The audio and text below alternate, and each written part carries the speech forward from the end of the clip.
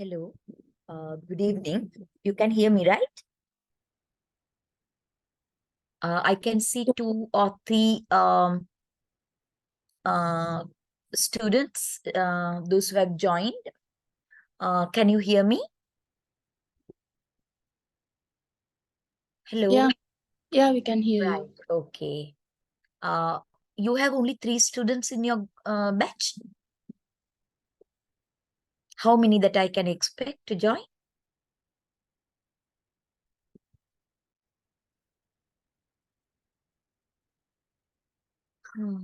Around 15 students will join, ma'am. Right. Okay. Then we'll give them some time. Okay. 1 or 2 minutes for them to join.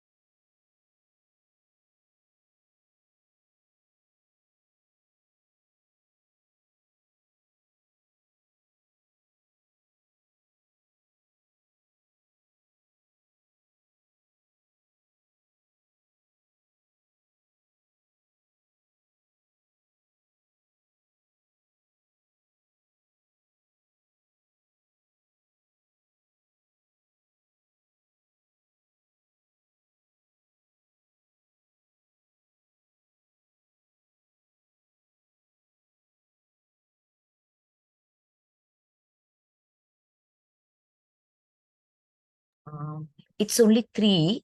What can I do? Can I start or can I ask from the institute? Now, when did you start your program?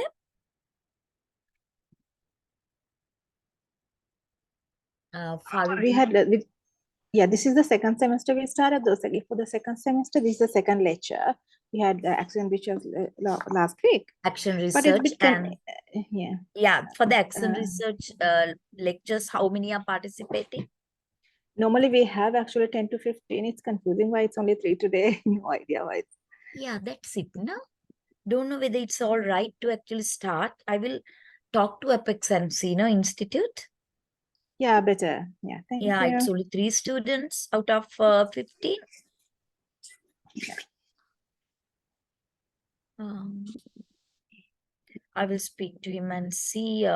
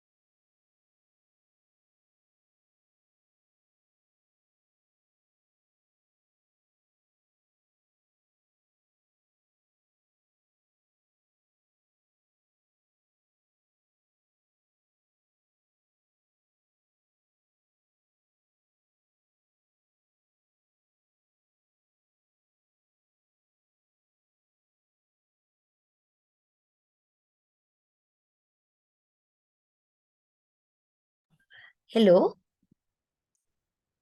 Hello? Yes, ma'am. Yeah, it will be okay because you all are only TESL students are actually less. The others are not TESL.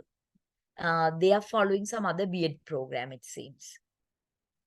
Even that's the thing. Even I'm confusing now. I'm doing English medium. Do I supposed to join in or not? Because we have this topic as a subject in our subject for second semester, and the link says TESL and English medium both. And should we join? I think I go with the same as Ilma and Parveen as well. I think they're English medium as well. I'm not sure.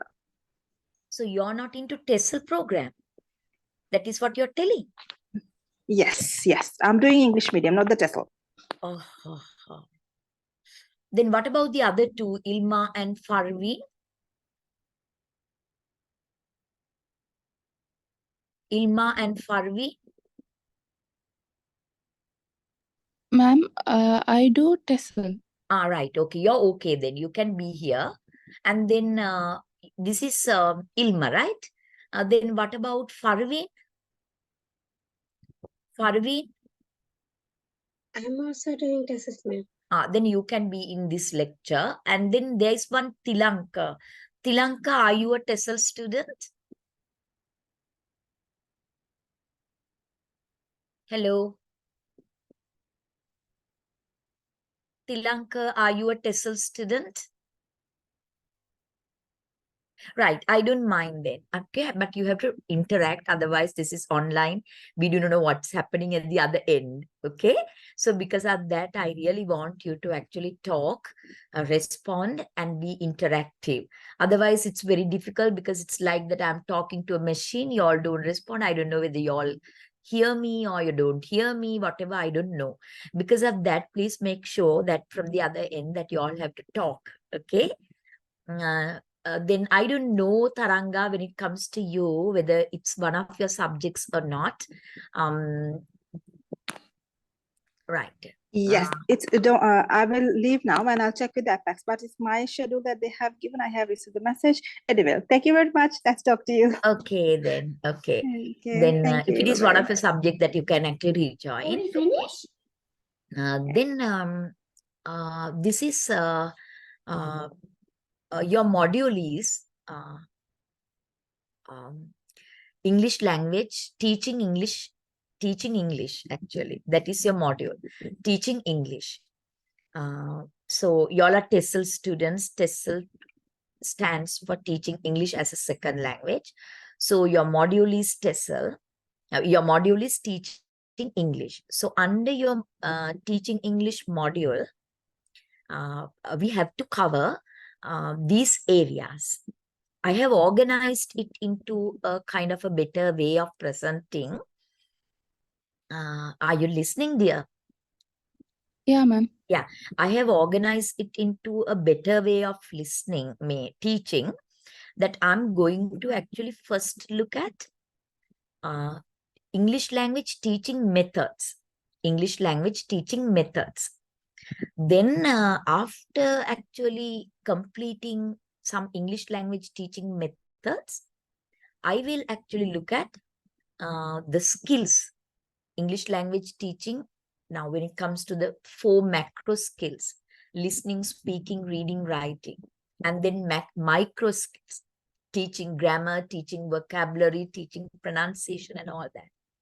So some actually aspects of these different skills, how actually you can teach them.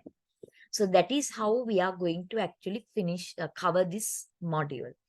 So we have English language teaching methods. I'm going to spend about 4 days on that.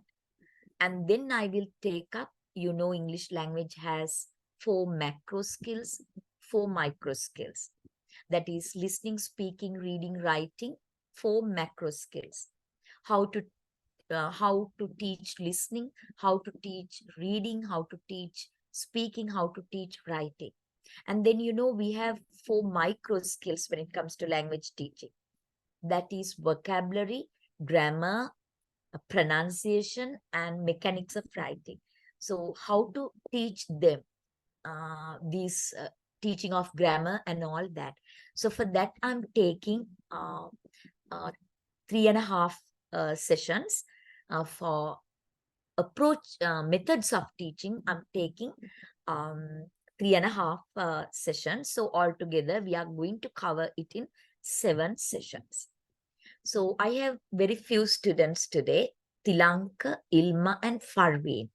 So I want you to be regular in your attendance because, when we do a module, we have to do assignments. So the assignments will be 1 presentation, 1 individual written assignment, and then you have the final examination. So we will actually finish, and then in a month's time that we will finish the exam also. So because of that, you can be very interactive in the class, regular basis, you can attend classes because it's only 7 sessions, right? And do your very best, do your studies, self-studies, and be very much interested and enthusiastic in learning this module. That is my word of advice for you at the outset of the module. So now can I actually hear from 3 of you, Farveen, Ilma, and Tilanka? It's very brief introduction I need from you, a very brief one.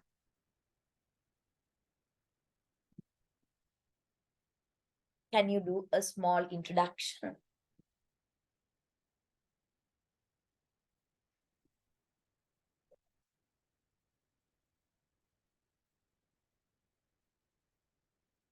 Hello. Hello, ma'am. I'm Yeah, Farveen it's Farveen, right? Okay. from Veligama. Mhm. I'm a teacher in Hamazata Alamir Muslim Mahavidyalayam as an English teacher. Okay. So is it a government school? Yes, ma'am. So how did you get your appointment? What are your basic qualifications? That's good to know. High National Diploma in English. Which National College of Education? No, ATI, Dehiwala. Okay, I know. Right, very good. That is Parveen, right? Okay, English language teacher. So what about Ilma and Tilanka? Hello, ma'am. Yeah. I am Ilma, and I was teaching in an international school for about 3 years. And currently I'm on leave. Okay. Plus, I'm following this course. Okay, very good, Ilma. You have some teaching experience, okay? Yeah, ma'am. Yes. And then Tilanka, can you give me a small introduction? Ma'am, I am from Candy. I am following HND, Consumer Science and Product Technology. Okay. And you're not a teacher. No, ma'am. It's okay. Then, but you are following this B.Ed in TESL program here, no? Right. Yes, ma'am. Yeah, good. So then, as I told you, it's a 7-session module, 2 assignments and written examination. And I'm going to cover, this is teaching English. I'm going to cover methods of teaching English in 3.5 sessions. And then I'm going to cover how to teach grammar, how to teach writing, how to teach reading, like separate skills, and cover some areas related to it. That is the module, that is all the module is about. So you can be highly motivated. It's 7 sessions. At the end of the 7 sessions, you have completed a module.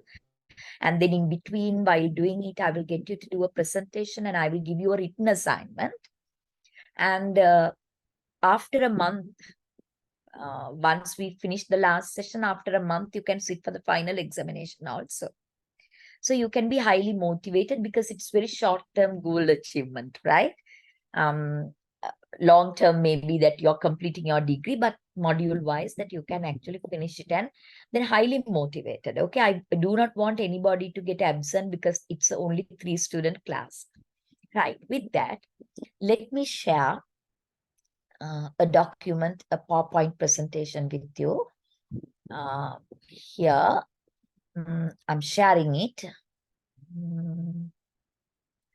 Okay, this is the one. Share. Can you see the PowerPoint I'm sharing? Yes, ma'am. Okay. So pedagogical approaches, methods, and techniques in English language teaching. That means English language teaching methods. English language teaching methods. So we'll look at, you have theories of learning and all that in the syllabus. So because of that, actually it's really good to discuss. Okay. What is meant by methodology in teaching? Right? Method and methodology in teaching. For that, I actually show you this diagram. Look at this diagram. Here, approach, method, and technique. Approach, method, and technique. So approach can be very broad. Method is narrower than the approach. And techniques are narrower than methods. So because of that, you can see, but they are interconnected. In some other words, the classroom techniques are drawn from the methods you use to teach that particular lesson. And the methods are drawn from the approach you would select to teach that particular lesson. So we are going to look at the timeline. What are the methods used in teaching English language? And we are going to look at these aspects. What approach, what method, what techniques are used in this particular method in English language teaching. For that, of course, I have to actually open this PowerPoint. Screen okay. I'm opening a PowerPoint for you all, another one. Let me open it like, okay. Here.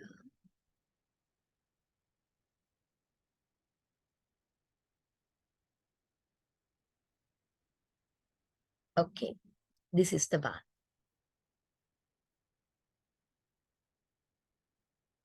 Ma'am, we couldn't see the screen.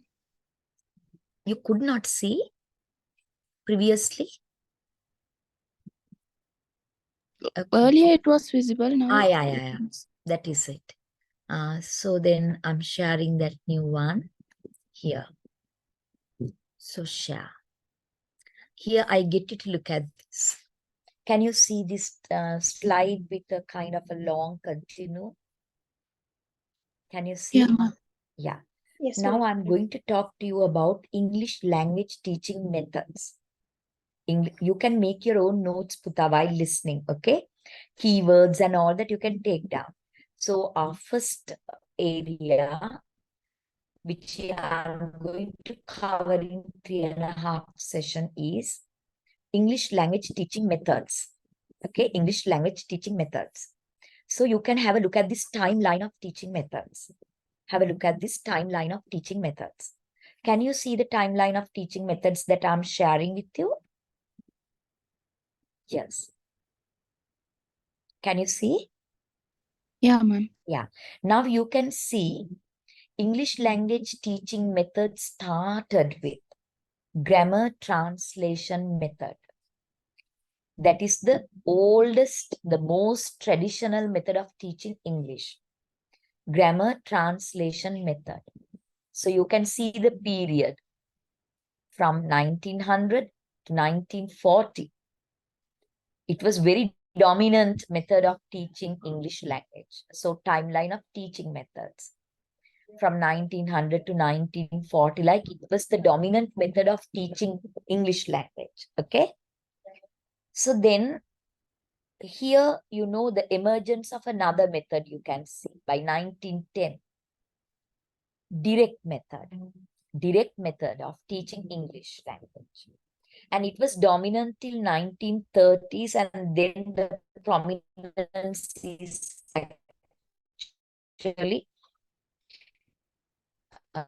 they are losing its significance. Audiolingualism or audiolingual method. Okay. And then you can see another important one coming up to the 2000 with the dotted lines, total physical response. It is also another method that was used to teach English language. And then now the very latest one, communicative language teaching. Communicative language teaching. And then you know principled eclecticism, introduced in 2000, principled eclecticism. So these are the English language teaching methods that we are going to discuss first, before actually coming down to teaching grammar, teaching writing, teaching reading. So is it clear what we are going to discuss? Yes, ma'am. Yeah. Yes, ma'am. If I'm to repeat to you, we are looking at English language teaching methods, right? Methods of teaching English language. So we are looking at the timeline of English language teaching methods, starting with grammar translation method, then the direct method, then the audiolingual method, then total physical response, and communicative language teaching. So 1, 2, 3, 4, 5. We will discuss 5 methods which are very significant in the history of English language teaching. And then principled eclecticism, which is the current practice or method of current practice of teaching English language. That is what we are going to cover as the first component in 3.5 sessions. Are you okay? Yes, ma'am. Yeah. Now you can actually take it down in your paper.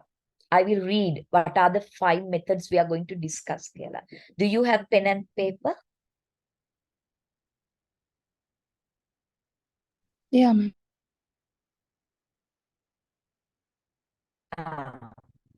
First one, grammar translation method. You write, we use the acronym GTM, capital GTM. Even books refer to grammar translation method using that acronym GTM, grammar translation method. Then we will discuss the second method, emerged in 1910 and dominant till 1930s, direct method. That is a second method we are going to discuss. Direct method, DM. Direct method, DM. Are you okay? Right. Yes, ma'am. Now the third method.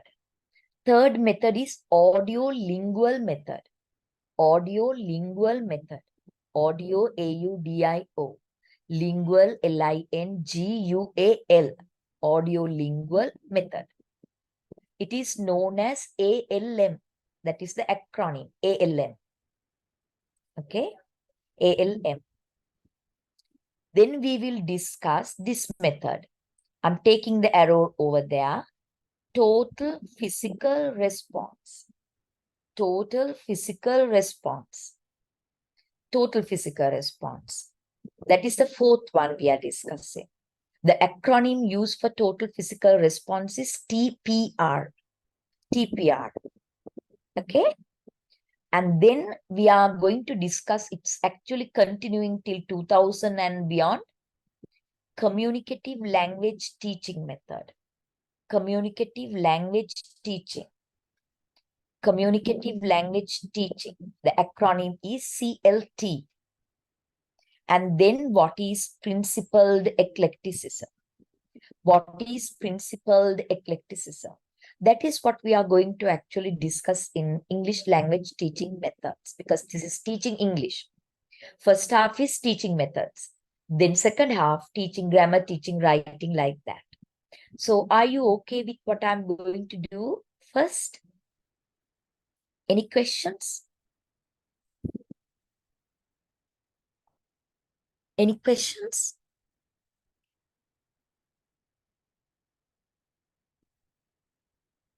Oh, any questions, please? Uttara denna නැත්තම් you're connected or you're not connected, I don't know. No Only questions, one is ma'am. responding, the others are kind of silent. Why is this?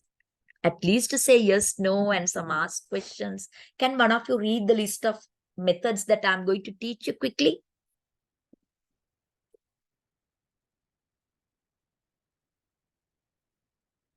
Now, I wanted you to take it down. No?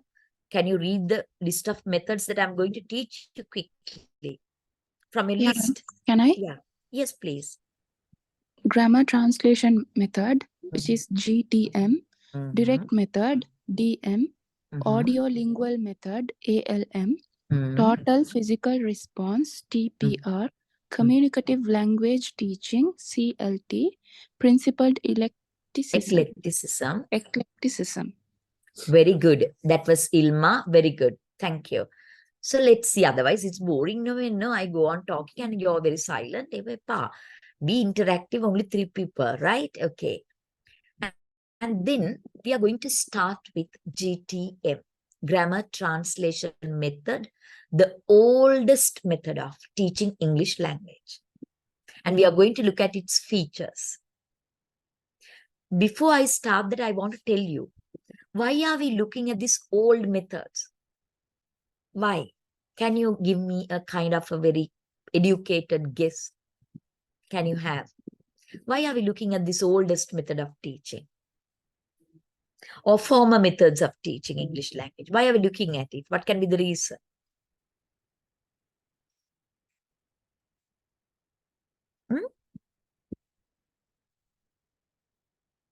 Just tell me something. As you understand, it may be wrong. It's all right.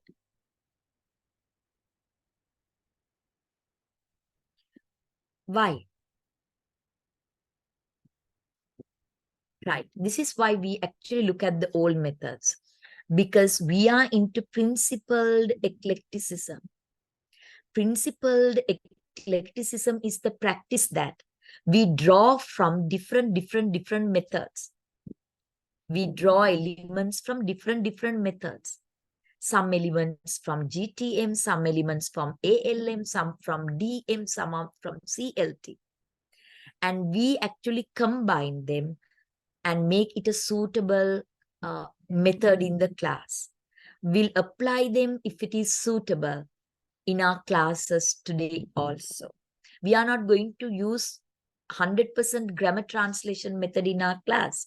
We are not going to use 100% direct method in our class. Instead, we are going to combine some elements from those methods and make it an effective language method in our classrooms, which is termed as principal eclecticism. So if you are to do so, if you are to draw elements from different methods and combine them in your class, to make it effective teaching and effective learning, you should be thorough with the features and good and bad about these teaching methods. Am I right? If you don't know what is this method about and what are its good points, what are its bad points, advantages and disadvantages, if you don't know, then you will not be able to draw some elements from that method and combine it with another method. So because of that, you are supposed to know them. Then you can actually draw some elements from ALM, draw some elements from GTM, draw some elements from DM as appropriate, and combine it to your lesson and make it a very effective one, which is termed as principled eclecticism, which is the practice in teaching English language now. Are you okay? Yes, ma'am. Right. I don't know the other two. Yes, ma'am. Nidita, Yes, ma'am. No, ma'am. are you in bed and whilst lying on the bed only that you're listening to me? Don't do that, okay? Right. Then let's see this. We are first discussing GTM, Grammar Translation Method. We are first looking at GTM, Grammar Translation Method. I think that you can make notes because I will give you a small activity sheet and you can do it at home and bring it next day. Okay, because of that, I want you to make notes, just words and phrases, and then you can read my lecture notes sent to you, and you can listen to the audio that is uploaded to your classroom, Google Classroom, and then actually you can do the worksheet and bring next day. So it's on GTM. So you can say GTM is the oldest method of teaching English. GTM is the oldest method of teaching English. Right. It is called the classical method as well. It is called the classical method as well. Why do we call it the classical method? Why do we call it the classical method? I will explain it to you. Now, this is the very first method used to teach English. That means before that, English as a second language was not very prominent. There was no need for it because that was in 1900. It is not a globalized world. They did not want a second English language as their link language. With the industrialization, with the world becoming a globalized world, with the start of travel and trade only, that we needed a language as a link language, and that was English. So it happened in 1900 only. So before that, there was no need to teach English as a second language. But people actually learned second languages. That is not by everyone, not by laymen like every Tom and Jerry.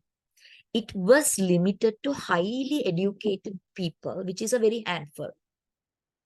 Highly educated people, they wanted to actually learn a second language for a different purpose, What is that different purpose that they wanted to learn a second language? That is to read literature. Read literature. So I'm talking about not English as the second language. Before English became a link language, they did not have to learn English. Instead, they learned Greek or Latin. That was not by everyone. That was by the highly educated people. So why did they learn Latin or Greek as second language? As they are educated people, they wanted to read literature. It's very few people that learned a second language before 1900, right? But industrialization happened. World became a globalized world. People start traveling. People start engaging in trade. Then with that, people wanted a kind of a common language as the link language, and English became the link language, then only that they wanted to learn English as a second language. Is it clear to you? Is it clear to you? Yes, ma'am. Yeah, then naturally what happens? Why did I tell you all these things? Before English became the second language, they were actually learning only Greek and Latin by very few people, highly educated people, though it's a very small number. Why were they reading? Why were they learning a second language? Why did I tell you that? Because the same method used to teach Latin or Greek as the second language, because they are very rich in literature. No? Still Greek mythology, classics we read. No? So because of that, they are very rich in literature. So then the same method used to teach Greek or Latin as the second language. They started using the same method to teach English as a second language. English as a second language. They started using the same method to teach English as a second language. But there were totally different purposes and totally different audiences. Greek and Latin as a second language was learned by a very few but highly educated people. The purpose was to read literature. English as a second language, people, those who wanted to read may learn a second language. English as a second language was not highly educated people, but average people, common man, just for the purpose of communication in travel and trade. They are not highly educated people, average people, to use it as the link language in travel and trade. So totally different purposes, but naturally it happened. The method that they used to teach Greek or Latin as a second language, they adapted the same method to teach English as a second language. So because of that, this grammar translation method is termed as classical method as well. Hope that you understand, okay?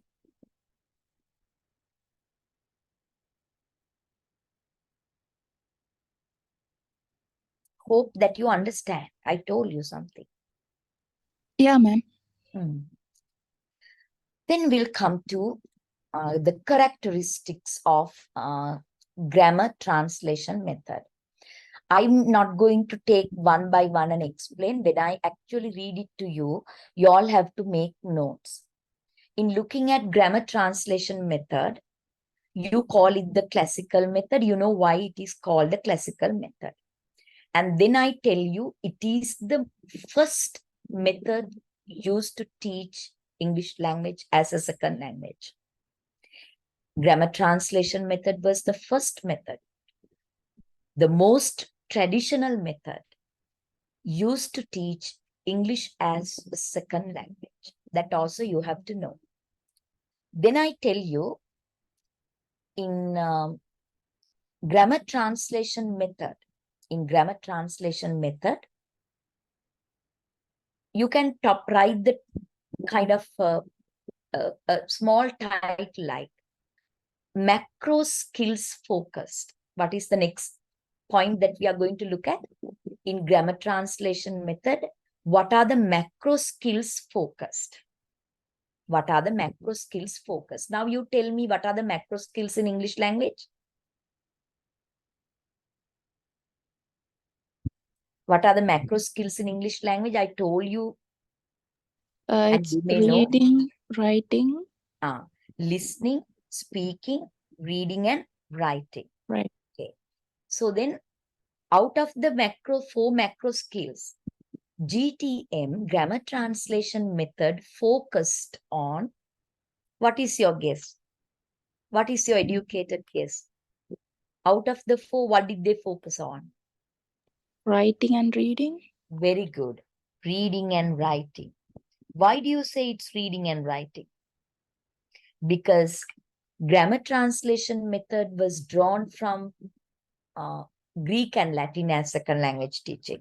So they actually learned the second language to read literature. So they focused on reading and writing. So similarly, when you used grammar translation method to teach English language, also they focused on reading and writing. They neglected, I repeat the word, they neglected listening and speaking. So it's another feature of grammar translation method. You can have macro skills focused. So macro skills focused in GTM, reading and writing, because drawn from Latin, Greek, second language teaching, and the purpose was to read literature. The same thing applied here also. That is why he did not work in teaching English as a second language. Anyway, it has been the practice for more than 40 years, right? They focus on reading and writing. They neglected listening and speaking components in the grammar translation method. Is it clear to you? Clear, ma'am. Very good. Other two? There are two others. Yeah. There's another one. Clear, ma'am. Okay. Now make notes, right? Simple in words and all that. So GTM, macro skills, reading and writing, put a tick, listening and speaking, neglected, put a cross. That is how you make notes while listening to a lecture. Okay, right. And then you go to the micro skills focused in GTM. What are the 4 micro skills in English language learning and teaching?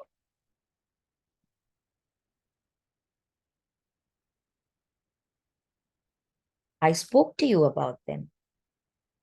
Grammar, micro, podi kotas. Grammar,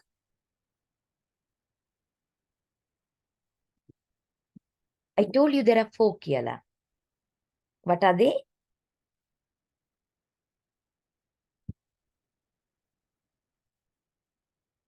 Are you there? Pronunciation, vocabulary. Grammar, vocabulary. Grammar, vocabulary. Vocabulary means words. Okay, grammar, vocabulary, pronunciation. Pronunciation and mechanics of writing. Mechanics of writing, we forget about it, but we can look at grammar and vocabulary because pronunciation was not the focus, because they did not actually teach listening and speaking. So pronunciation is out of the topic when it comes to GTM, right? They focused on grammar and vocabulary. So in GTM, how they focus on grammar and vocabulary. So how is grammar taught then? You have to say, how is grammar taught? You can say grammar is taught deductively. You can write it deductively, deductively. Grammar is taught deductively. I will explain. Grammar is taught deductively. What is meant by deductive teaching of grammar? Anybody? Grammar is taught deductively. What is meant by deductive teaching of grammar?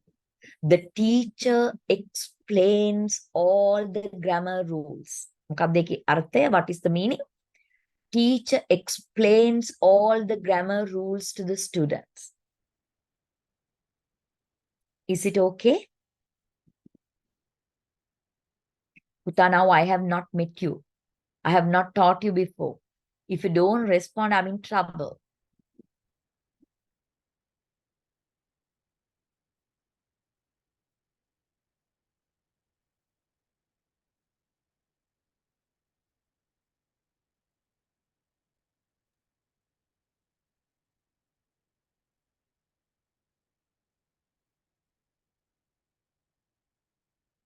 How is grammar taught? teacher explained all the grammar rules to the students. Very good. What is the term used for that? Grammar was taught deductively. Very good. So you have understood. So teacher explains all the grammar rules one by one to the students and give them practice activities to practice that grammar. That is deductive teaching of grammar.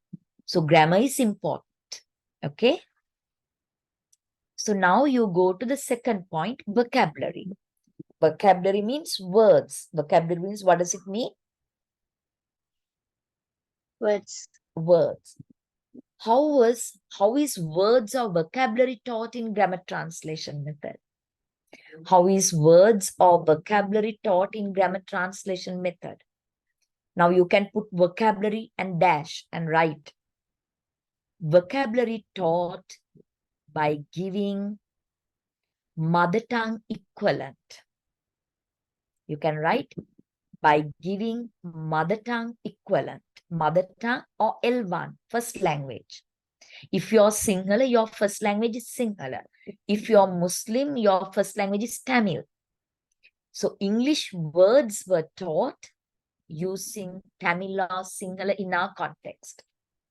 If it is Germany, English words, German equivalent is given.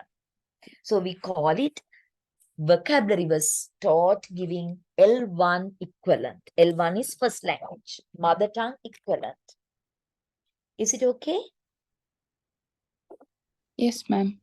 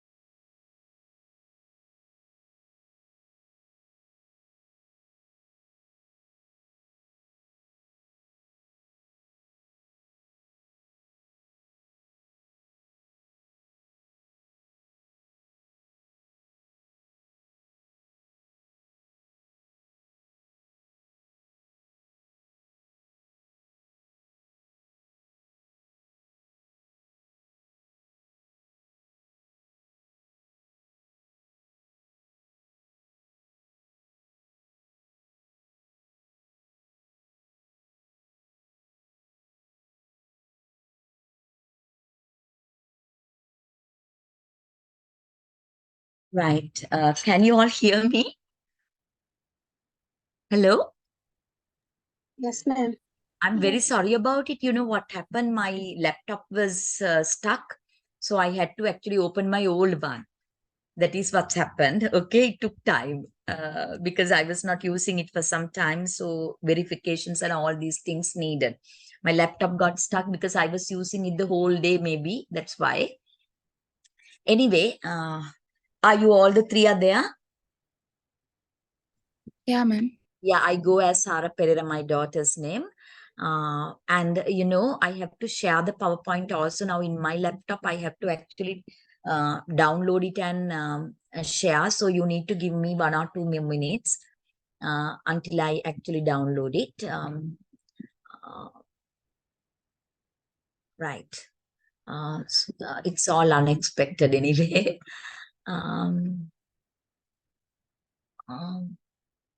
Here, I want to actually download it and show.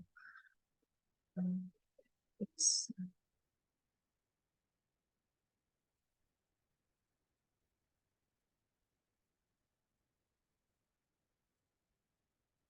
very slow, my old one.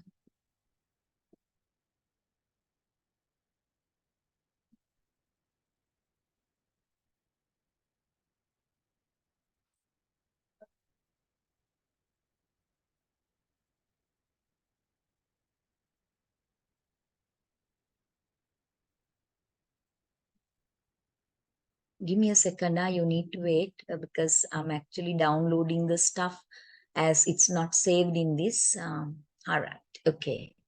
It's there.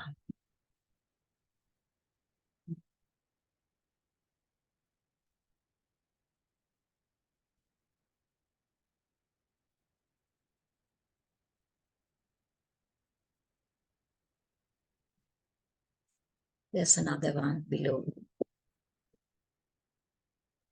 Okay.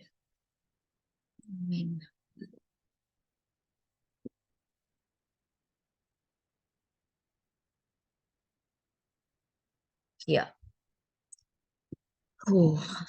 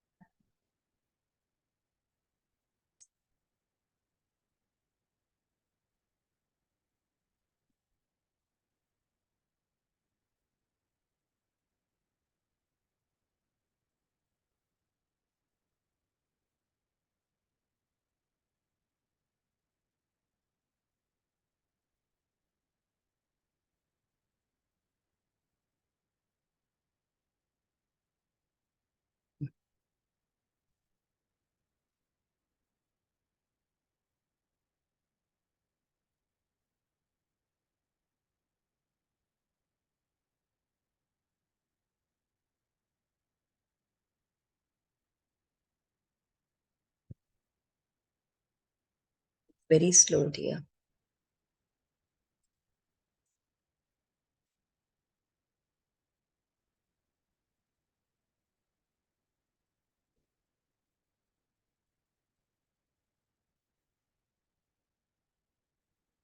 And here I'm sharing now grammar translation method and sharing the document. What is this? Another one. Okay. I hope that you all can see now. Yes? Yes, ma'am. Right. Okay. Sorry for the delay. I think it took time because I couldn't help it. Okay. Now here we were talking about how the grammar translation method teach vocabulary. So we thought, I told you it's using glossaries, giving the mother tongue equivalent of the English words, difficult words, and if not, giving antonyms and synonyms of the words, right? So that point is also covered. Then you take another point that we have to discuss under GTM. That is role of L1, R-O-L-E. Role of L1. Are you taking down?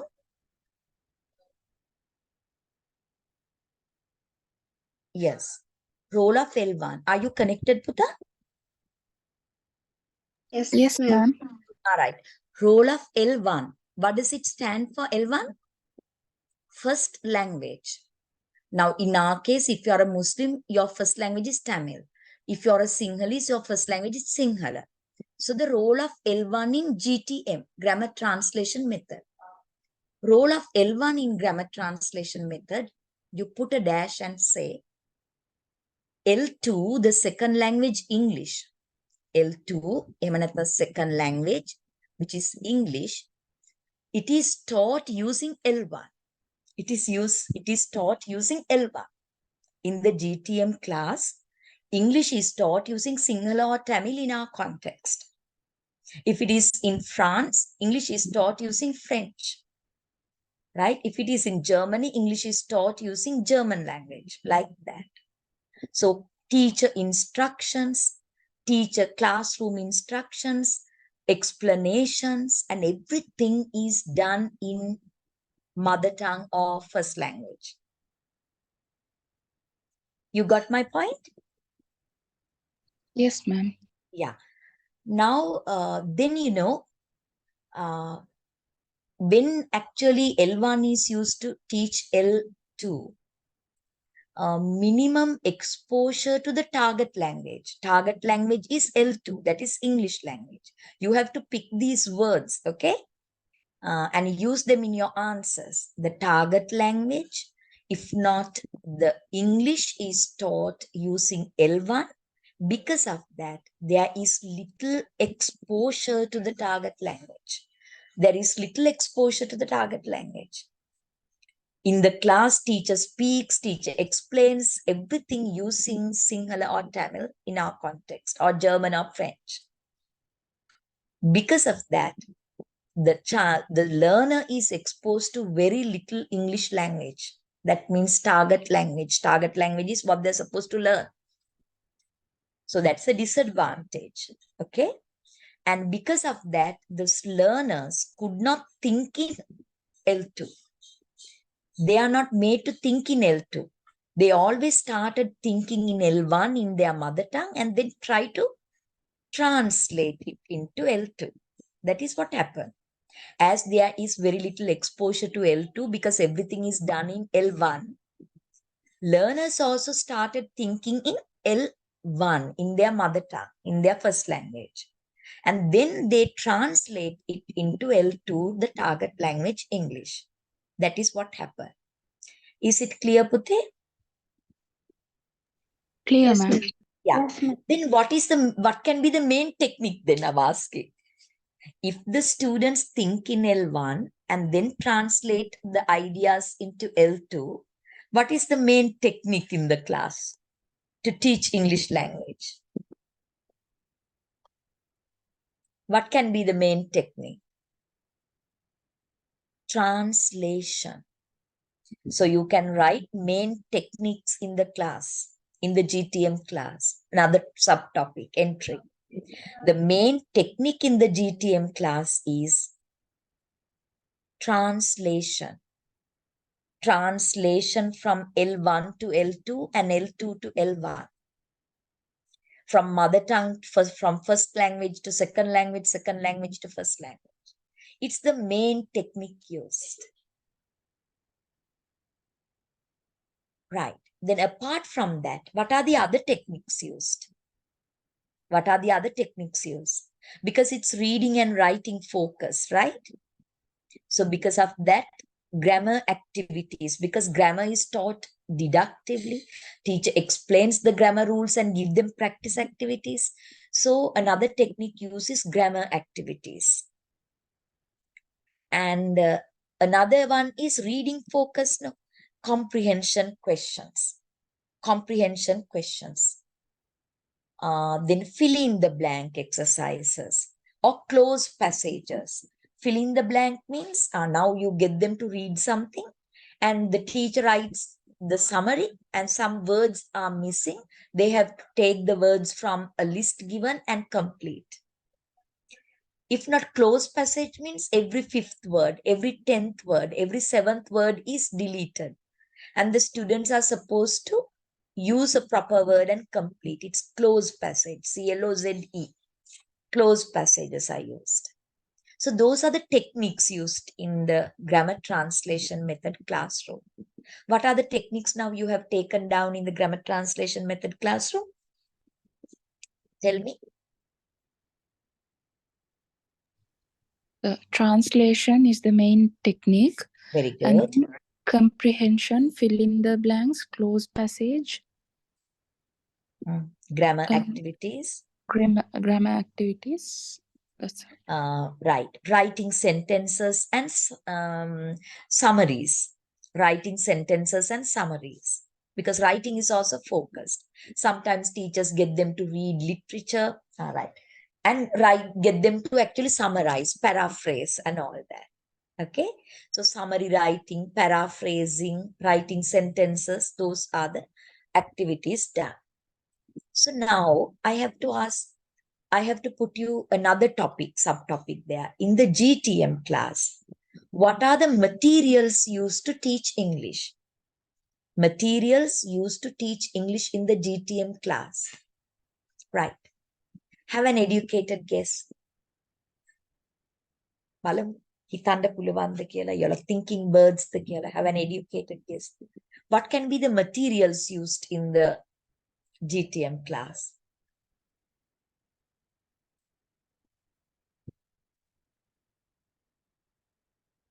This is drawn from Greek and Latin teaching as a second language. No? So they use the same method to teach English as a second language. So what is it?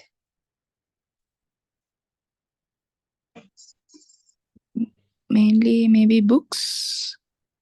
You're good. Actually speaking, they say pieces of literature.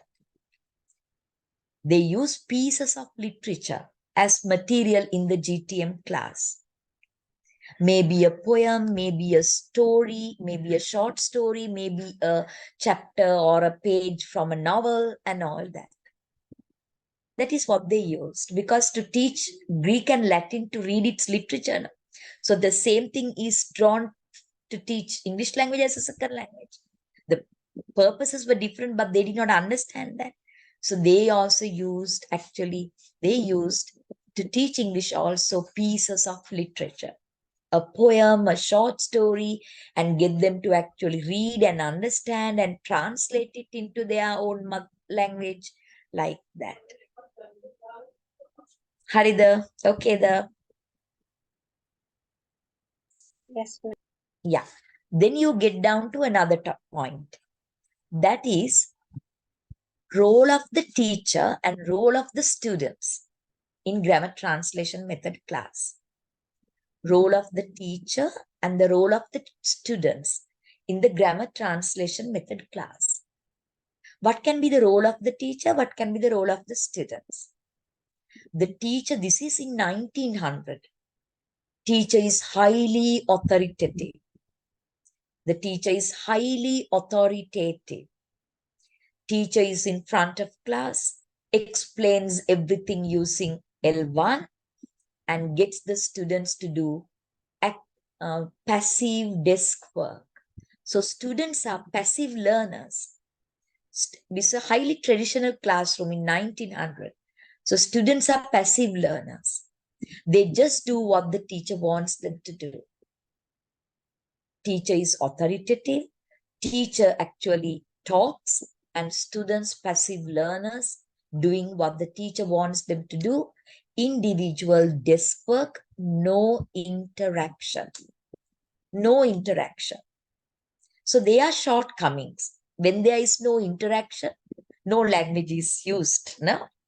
Because of that, there was no interaction. Students did listen and they actually translated passages, individual desk work.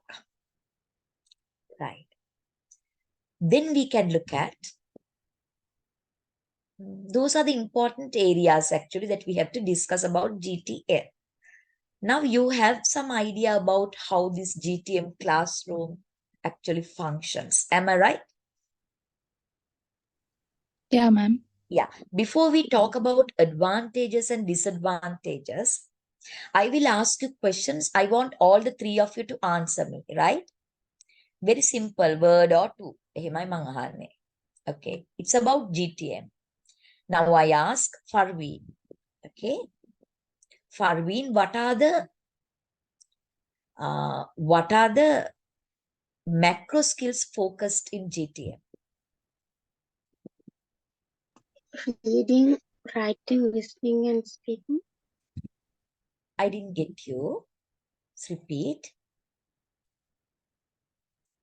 In GTM class, what are the macro skills focused and taught? Reading and writing. Very good. What about listening and speaking? ඒකත් කියන්න ඕනේ ඔයා. They are neglected. They are not taught. They are neglected. Okay, right. Now I ask this question from Ilma. Ilma, what about micro skills in GTM class? Grammar and vocabulary are mainly targeted. Okay. How is grammar taught? Grammar was taught deductively, in the sense teacher explains all the grammar rules to the students. Okay. And give them practice activities. Okay. How is vocabulary taught? ඒව ඔක්කොම යන්න ඕනේ micro skill යටතේ. You have to discuss. How is vocabulary taught? Vocabulary was taught mainly in the first language, and it was translated to the targeted language. Yeah, mother tongue equivalent Yeah. is used through glossaries introduced. ඔය වචන තියෙන්න ඕනේ, right? You have to take Yeah. that. Okay, very good. Then again, it's Tilanka. Tilanka, can you talk about role of L1 or mother tongue in GTM class?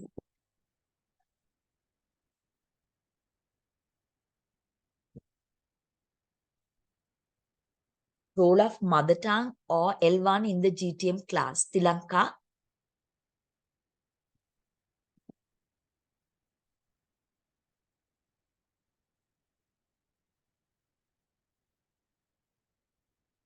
Then Farvi?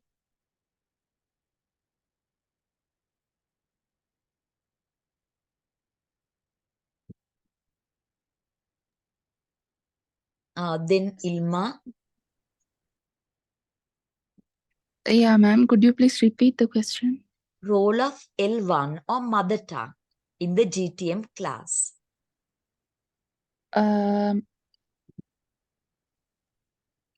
They used the first language L1 mainly to teach the second language. Yeah, to give classroom instructions, to explain the second language, the teacher uses the L1. So classroom is conducted in L1. Because of that, what is the outcome? What happens? There was minimum exposure to the target language. Very good. Minimum exposure to the target language. As there is minimum exposure to the target language, what has happened? They start thinking in L1 or L2 only. L1, and Yeah, they and translate then try to translate it to L2, which is a difficulty. Okay, very good. Then can one of you tell me what are the main techniques used in GTM? Translation. Hi, Inkiana Parveen. Can you speak louder? Translation. Okay, translation from L1 to L2 and vice versa. Then what other Yeah. techniques are used?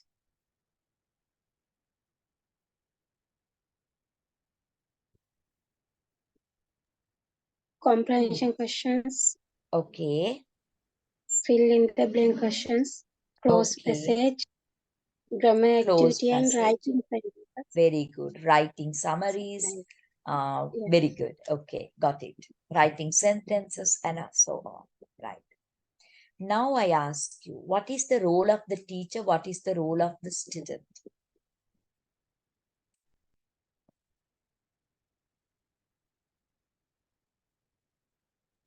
The teacher was authoritative and the students were passive learners. They just follow whatever the teacher says. Yeah. The classroom is interactive or classroom is not interactive? There was no interaction between the students. Very good. Right. And then what are the materials used? The pieces of literature such as poems, short stories, novels. Very good. Okay. That is enough. Now, of course, we have to think of advantages and disadvantages of grammar translation method. I will actually show you a slide here, but I will not read them one by one. I will get you to read it at home one by one. I will just go on talking about the advantages and disadvantages. Now here, using you don't need very competent teachers to teach English in grammar translation method. Why?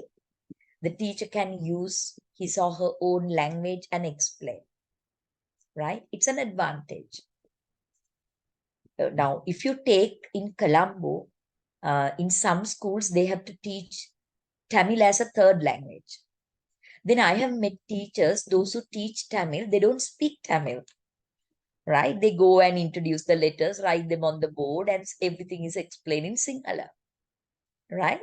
So likewise, to teach English in GTM, you don't need highly competent English language teachers. It's an advantage, actually speaking. Then another advantage is you can teach a large class. Why no interaction? Teacher in front, all the students are seated and they do their individual desk work. So no worries, you can even have 100 in the class. So large classes can be handled if you use GTM. Okay. And classroom management is very easy.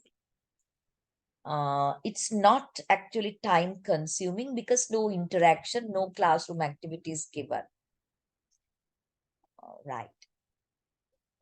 There are advantages, but there are many disadvantages. What are the disadvantages of GTM? Listening and speaking is neglected. Because of that, students will not learn to speak the language. Very bad if you can't speak the language. But as listening and speaking is neglected, students don't talk, right? And the next one is, students find it very difficult to acquire language, learn the language, because it's minimum exposure to the target language given, as L1 is used a lot in the class. Right? And then students think only in their L1, they are not made to think in their L2. There is no interaction, because of that students are not motivated to learn. Right? Students teacher relationship is minimum because teacher is authoritative and students just passive. Because of that, students actually are very passive and not motivated and not happy learning, right? When it comes to everyday use of language, it's actually useless because they are exposed only to literature. Nothing to do with everyday communication, because the students don't see any utility value of the language. They don't see how it's going to be useful in everyday. So it became a failure, and students did not actually achieve the expected language competencies in the grammar translation method classroom. So it's very simple that you can actually think of all these and write your summary of GTM. Teacher's role, very traditional teacher, very authoritative teacher. Teacher explains, students translate, teacher corrects mistakes. That is how the class is run. Learners are passive. They depend on the teacher's explanations. No interaction. Students learn words and rules and memorize and translate. Right. Now I ask you this question. Can one of you read them? Questions and the answers. Okay.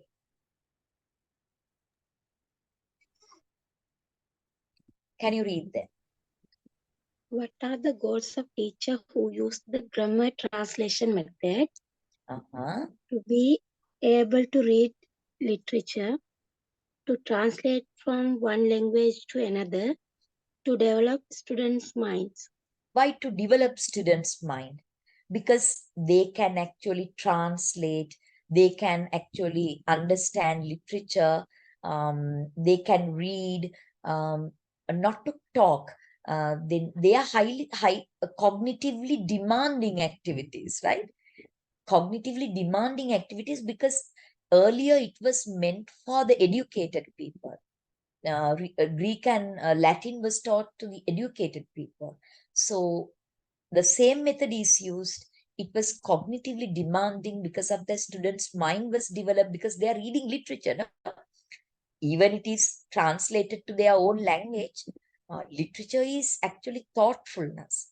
Messages are there. Their mind is actually developed because of that, though it's not the language. Okay. Literature has messages. You come to know about life. You actually, um, uh, your attitude towards life is broadened because of that. Actually, students' mind was developed, not the language in JTM. Okay. Right. Okay, then next. Can you read?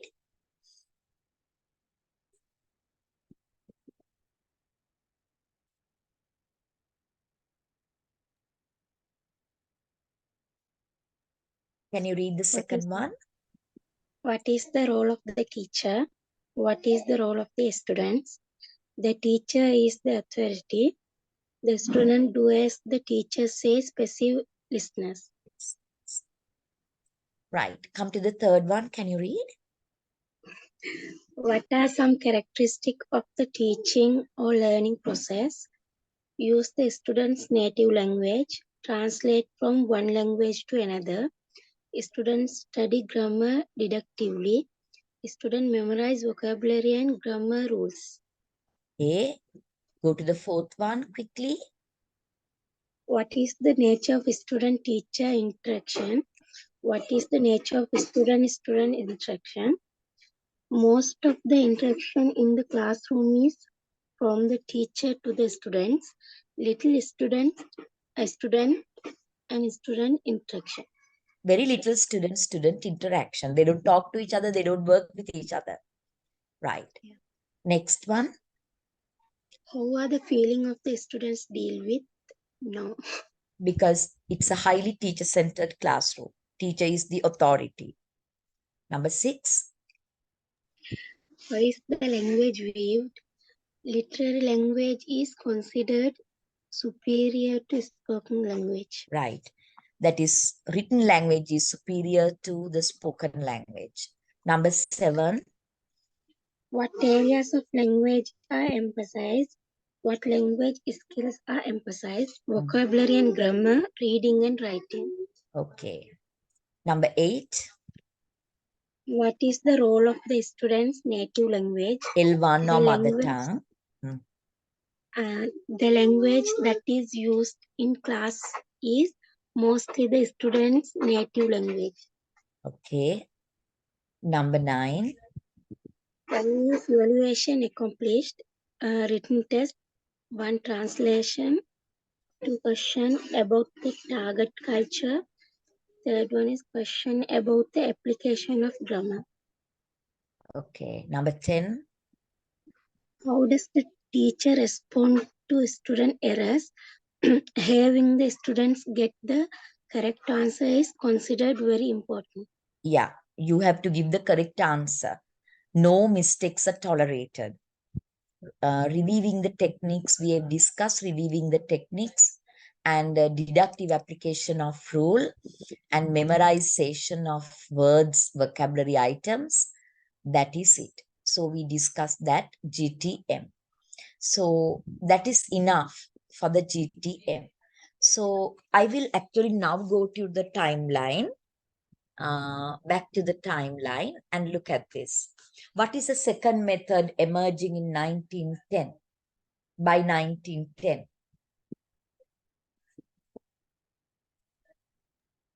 Direct method. Direct method. So I'm going to discuss direct method also. We have half an hour. Now you know how we are going to discuss, look at methods. So you can easily, quickly take down notes when it comes to direct method. Okay. I'm actually opening my PowerPoint on direct method, but without it also, I prefer to teach because to save time, but I will be opening anyway. Right. Direct method. Can you see my PowerPoint slides, new one, direct method? The direct method? No, ma'am. No, ma'am. All right. I think I have to share it again then. Okay. Let's see. Is it there now, the direct method? Yeah. All right. Okay. Then when it comes to direct method, it emerged in 1910, because grammar translation method was a failure. It did not give the expected results. The reason was they adapted the same method used in teaching Latin or Greek as a second language. But the purpose was totally different. Now the English is wanted not to read literature, but to use it in everyday communication in travel and trade with the industrialization. To use it in travel and trade with industrialization. And the audience was also different. In the Latin and Greek, it was a highly educated set of people. So they can actually engage in cognitively demanding activities. But here it's the ordinary people. English is learned by ordinary people to use in travel and trade. So different set of people learned English as a second language because of these two reasons. Actually, the grammar translation method was a failure. It did not give the expected results. So because of that, to find a solution to this problem, they introduced the direct method as a reaction to the shortcomings of GTM, as a reaction to the limitations of the GTM. The direct method was introduced.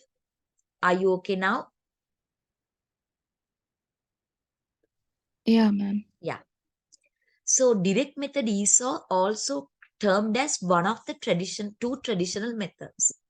GTM is also a traditional method. I will tell you later on next day when I do the scientific methods, why these two are called traditional methods. So then for the time being, you keep it in mind. GTM, DM, both are traditional methods of teaching English language. So direct method, which is termed as DM, that is also a traditional method, one of the two traditional methods. Okay. When we actually start scientific methods, you will come to know why they are called traditional methods. Then it was introduced by 1910 as a reaction against the grammar translation method, its shortcomings, its weaknesses. I told you. People started to want to learn a language which gives them the ability to speak the language, not to write or not to read, but they wanted to speak the language because it's to be used as the link language in travel and trade. So they wanted a common language, and then it's not to write but to speak. Because of that, direct method actually focused on not on reading, writing, but listening and speaking. Okay. Then I get you to look at the same criteria and see how it goes.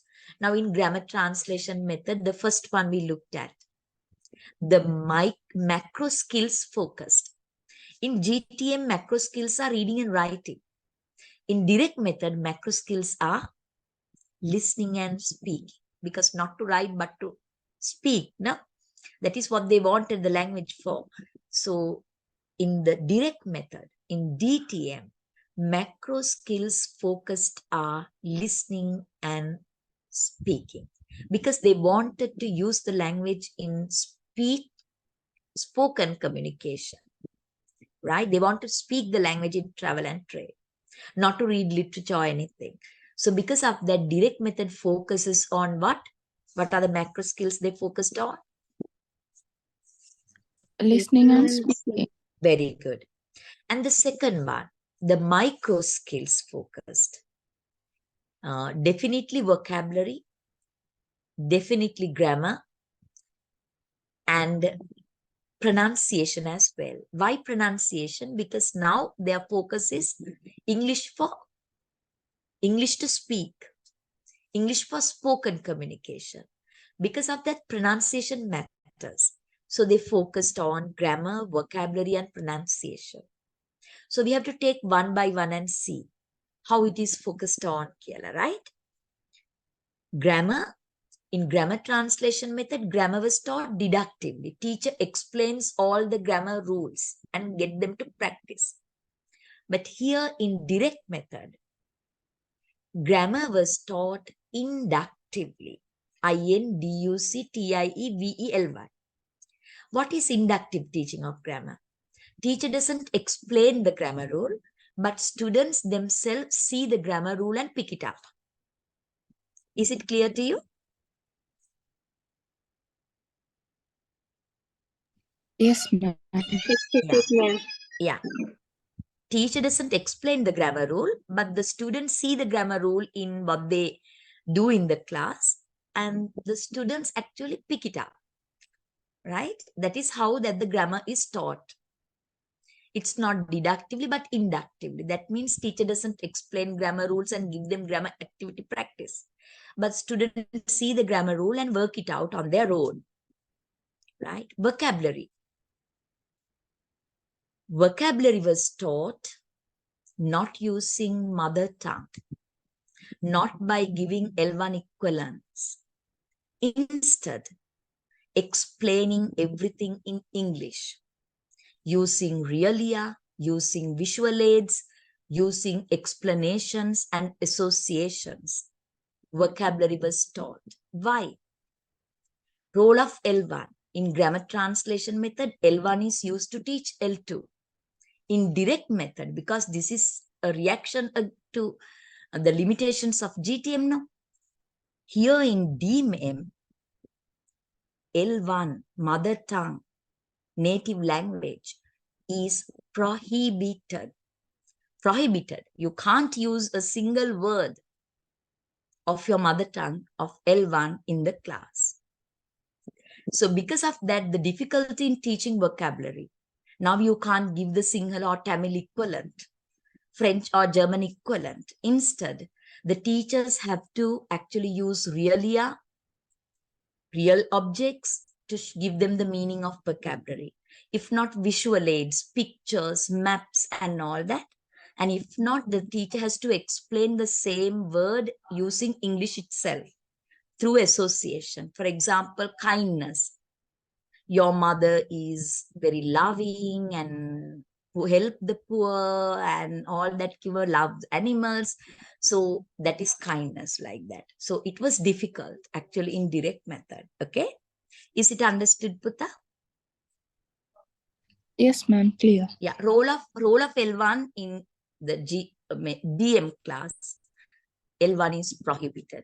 If L1 is prohibited, not like in GTM class, native speakers of the language wanted. Very competent teachers wanted, because everything happens in English itself, in the target language itself.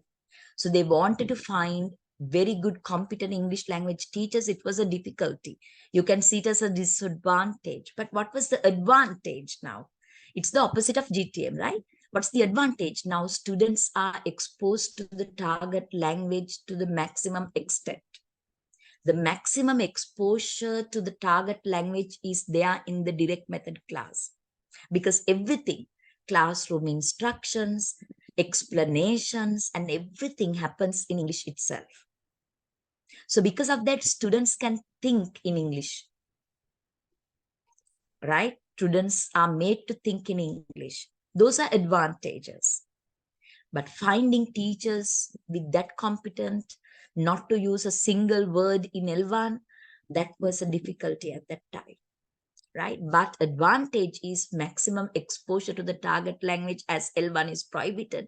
Students actually started thinking in L1, so language learning is actually effective and facilitated. That is there. Then we will look at the materials used. In GTM class, because it's drawn from Latin and Greek scenario, in the GTM class, it's the pieces of literature like poems, short stories, novel chapters, and all that. But here in DM, direct method, they wanted language to use in travel and trade. They wanted language to use in travel and trade. Because of that, they actually found materials which relates to travel and trade. Then they can see vocabularies, phrases needed in travel and trade. So materials related to travel and trade were used in DM. How now here, then the techniques used, the main techniques used. In the GTM class, the main technique is translation, comprehension, questions, filling the blanks, closed passages, translations, summary writing, and all that. But in direct method, what are the techniques used? This is how it happened. The main techniques are loud reading. Loud reading. That means the teacher gets the students to come in front of the class or go to the back of the class and hold the book properly and then read it aloud. Why reading aloud? Pronunciation of the words are very important because the macro skills focused are listening and speaking. So they wanted to actually learn, the students should learn correct pronunciation. So because of that, one of the main techniques in the DM class is loud reading. And then after that, no Sinhala Tamil L1 is used. Because of that, how the meaning is, comprehension is facilitated. The second technique, questions and answers. What is the second technique, Putta? Questions and answers. Questions and answers. This is how it was conducted. Based on the passage read, teacher asks a set of questions. Teacher asks a set of questions based on the passage. Suppose, where did Mala go? Who did Mala go with? What did she see? Then the students answer in complete sentences. Mala went to Italy. Mala went with the parents. Mala saw many interesting places such as. What is there in the reading passage? The students give answers in complete sentences. This is also another big technique in the class, and it's termed as questions and answers. It's not only the teacher that asks questions. Then the students take the turn, and students ask questions from the teacher and the friends, colleagues, or peers in the class. So students are prepared for that. Once the teacher asks the questions, students get ready for the same questions to be asked from the peers and the teacher.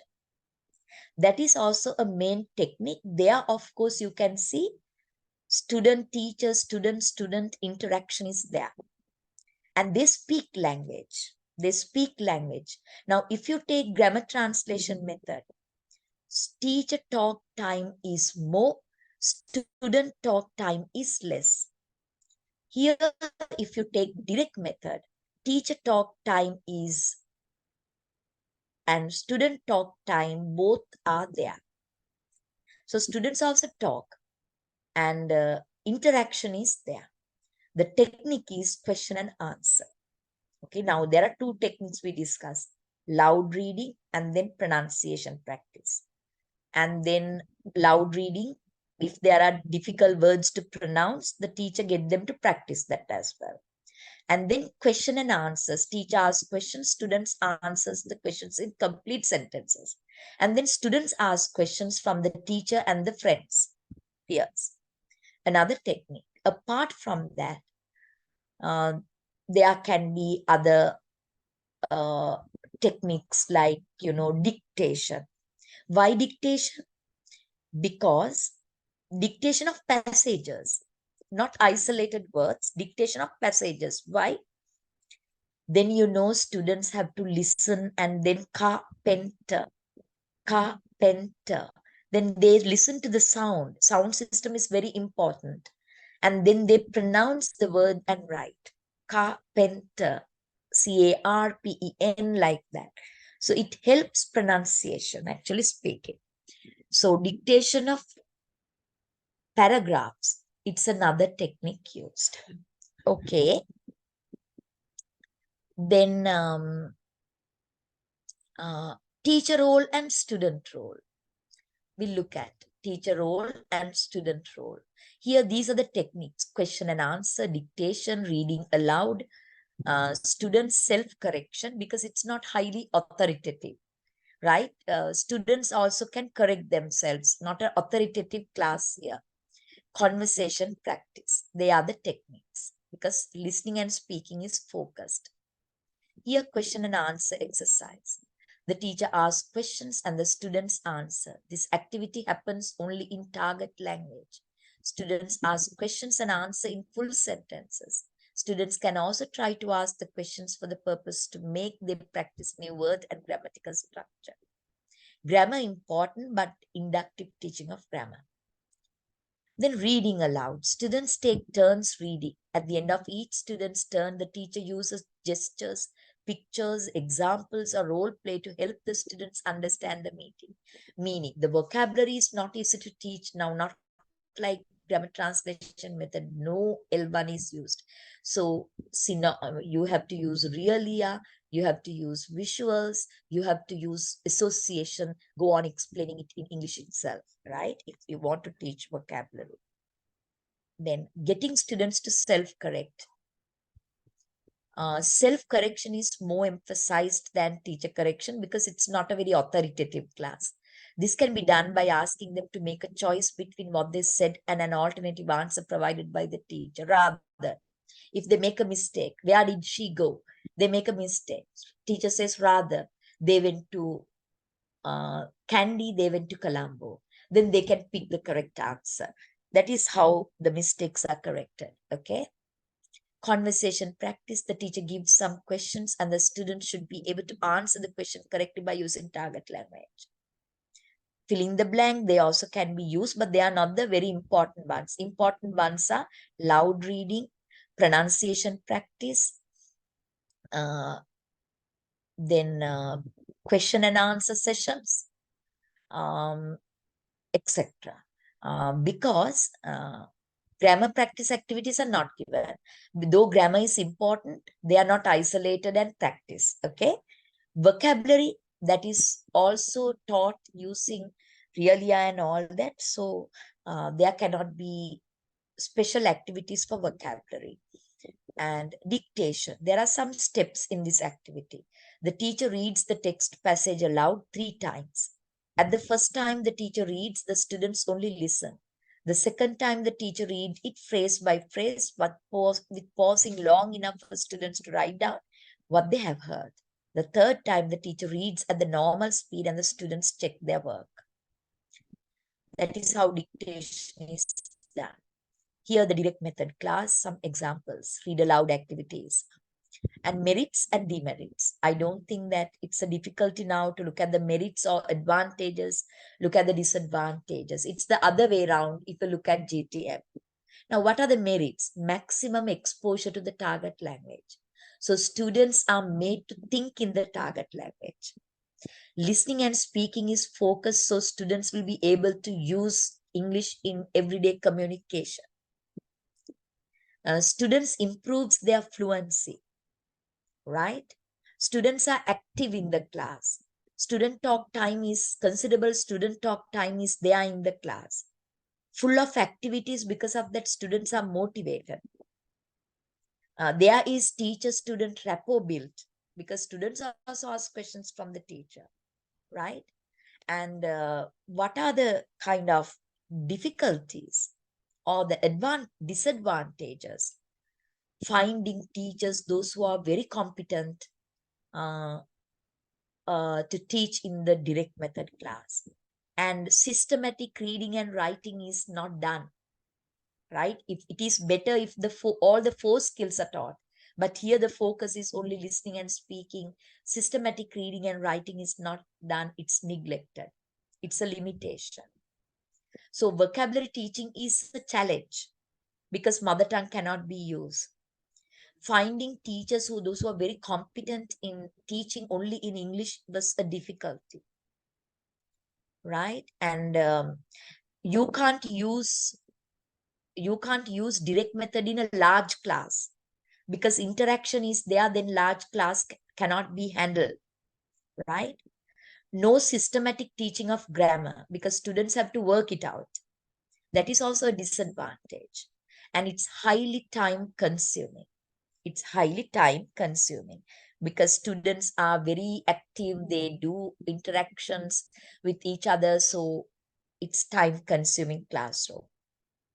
Those are the actually merits and demerits. Now, in my class today, what I did was I looked at methods of teaching English because your module is teaching English. And we discussed first methods of teaching English, former methods and current methods. And then once it's done, we will start teaching grammar, teaching writing, teaching speaking, teaching reading, etc. Okay. So under methods of teaching English, we looked at the timeline and we selected the prominent ones. And out of the 5 methods we selected, today we discussed 2. What are the 2 methods we discussed today? Grammar translating method, direct method. Grammar translation method, GTM, and direct method, DM. So they are traditional methods. Both are traditional methods. So we looked at some features. I gave you the points to actually look at the characteristics.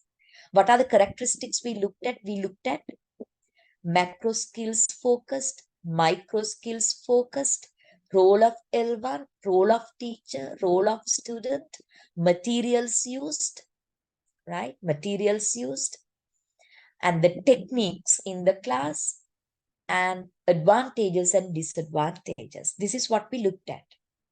Okay, so you will be able to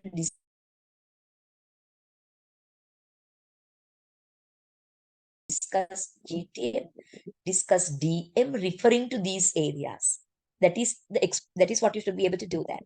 So a small activity sheet. Okay, can I show you the activity sheet? Can you give me a second? No, I can't show you the activity sheet because it's in my other lab. Now it's not here now. Because of that, I can't use. Okay. Now I'll be sending you a small activity sheet based on GTM and DM. I want you to, before you come for the next class, I want the 3 of you to listen to the audio that you receive and read the material I send and do the activity I want you to do and bring it to the next class. Are you ready to do that? Yes, ma'am. Yes. Yeah. Now, what do you think? Did you understand today's lesson, or it was difficult, or what? You can have your suggestions to me the next time when I do, what kind of changes that you expect from me in my teaching. Feel free, because ultimately it's you who has to learn this. Now, any changes you want me to do in my teaching, and what kind of difficulties that you face during my session? Any suggestions?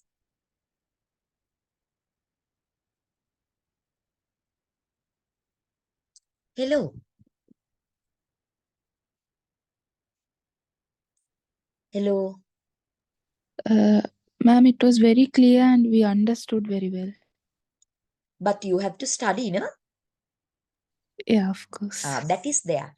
So I'll be sending you the materials. You will have the access to the audio. and you have to do the activities that I said and be prepared for the next session. Next day, I'm going to talk to you about audiolingual method and total physical response. And if possible, communicative language teaching as well, because we have to go fast. 7 sessions, we can cover a lot, and you can be learning a lot of areas related to English language teaching, like how to teach listening, how to teach speaking, and all that. If we save time, it all depends on the work that you, how much you're ready to do in the class, then we can go fast. And for the preparation of next day's work, I really do want you to read anything else but what I actually did today, and I'll be sending the materials. Audio is available for you, and a small task on GTman DM. You all have to bring it to the class after doing it, and be thorough with what we discuss. Okay, thank you very much then. Thank you, ma'am. Okay, ma'am. Okay. Thank you. Right, okay, bye then, good night. Bye. Good night.